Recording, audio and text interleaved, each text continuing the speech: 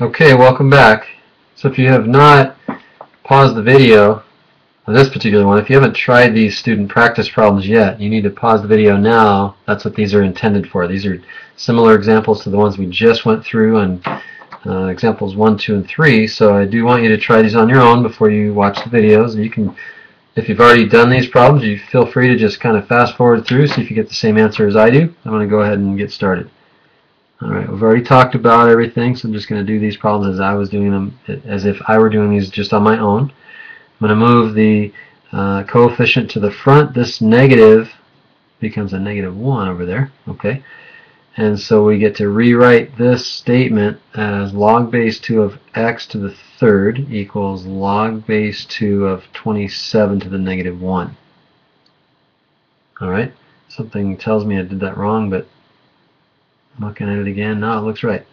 So then we know again that the bases are the same, and if the bases are the same, that means the arguments are the same. So x cubed equals 27 to the -1. I'm going to write that as 1 over 27.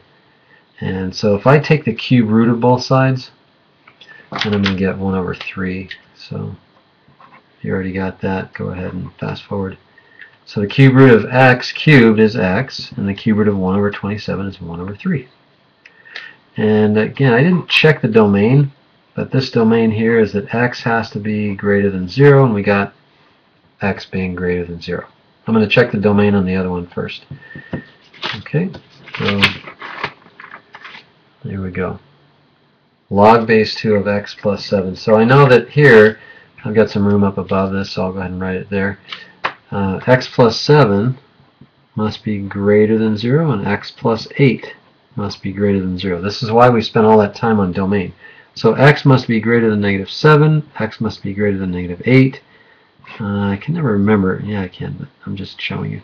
So -8 is to the left of -7. Just wanted to be sure that we understand that we need to get values to the right of -7. So this is not helping us.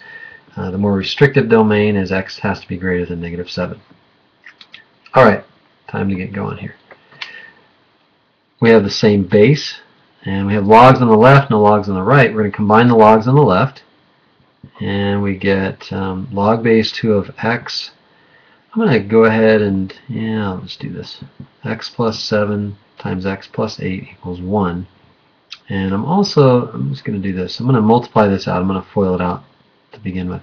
X squared plus 15x plus 56 is equal to 1. Okay. Logarithmic equation, variables in the argument. We need to unlock that by converting to exponential. 2 to the first equals x squared plus 15x plus 56. Subtracting 2 from both sides, moving the x's and stuff on the left side. Subtract 2, we get plus 54 equals 0. And does that factor x plus 9 times 6? So x plus 9, x plus 6, that means that x equals -9, or x equals -6.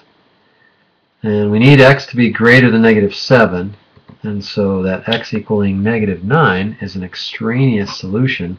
I don't like the way I wrote x equals -6. So x equals -6 is the correct solution. And I am confident that you got that. You did not get tricked and put -9 and -6, did you? Okay, last one. Log base a of x minus 1. So here we go. You might be not super comfortable with the log base a, but it doesn't matter. You can handle that. We have a subtraction, but we haven't done one that had a subtraction symbol in between the two logs, but we can handle that because we remember that the log base a of m minus the log base a of n is equal to the log base a of m over n. We know that the difference of the logs is the log of the quotient. Okay, so you should remember that. So we're going to combine these logs, and we're going to write log base a of x minus 1 over x plus 6 equaling, on the right side, log base a of x minus 2 over x plus 3. Okay, So notice it doesn't really matter what the base is as long as it's the same, because once the base is the same, the arguments have to be the same. X minus 1 over x plus 6 equals x minus 2 over x plus 3. And alright, so we're going to go ahead and cross multiply. The way I always teach this in Algebra 1 is just, you have a proportion here. The proportion is equal when you multiply the two expressions along each diagonal. So in other words, x minus 1 times x plus 3 equaling x minus 2 times x plus 6. That's just fresh right out of Algebra 1. Okay. So multiplying these out, we can see the x squareds are going to drop out.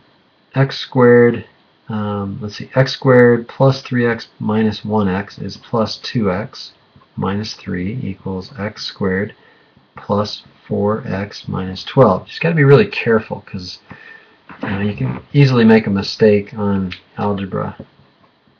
So if you subtract x squared from both sides, and let's move the x's to the right side, and we'll move the constants to the left. And we're going to get those guys drop out, we get 9 on the left, and those guys drop out, and we get 2x on the right. So we get x equals 9 over 2. Now 9 over 2, we just have to check that. Okay, just make sure. Let's look back up here. 9 over 2 is 4.5. Okay, so 9 halves is 4.5. 10 halves would be 5. Alright, so 4.5 minus 1, that checks out for the first one. Just checking against the domain. If I add 6 to 4.5, I'm still good. If I subtract 2, I'm good. And if I add 3, I'm good. So 9 halves is the answer. Nice job.